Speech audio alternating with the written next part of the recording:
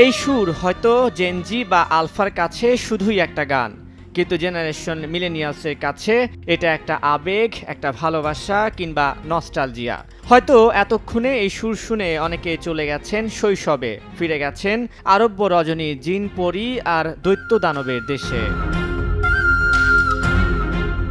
৯০ দশকে শুক্রবার বিটিভির রাত ৮টার সংবাদের পর লাখ লাখ মানুষের অপেক্ষার প্রহর শেষ হতোই আলিফ লায়লার এই সুর শুনে। এরপর ২৩ মিনিট কাটত আতঙ্ক, ক্ষোভ কিংবা পছন্দের চরিত্রকে জিন পরি বা দৈত্য দানবের হাত থেকে রক্ষা করার প্রার্থনা দিয়ে। বুড়ো থেকে কিশোর, শিশু থেকে যুবক, সবাই বুঁদ আলিফ লায়লায়। আলিফ লায়লার মূল এই গানটির রচয়িতা বলিউডের রবীন্দ্র জৈন। সুরও করেছেন তিনি, কিন্তু কে জানতো জন্মান্ধ এক শিল্পীর বানানো গানেই কল্পনার রাজ্যে হারিয়ে যাবে বিশ্বের কোটি কোটি দর্শক। যে গানে কণ্ঠ দিয়েছিলেন মোহাম্মদ আজিজ ও কবিতা কৃষ্ণমূর্তি।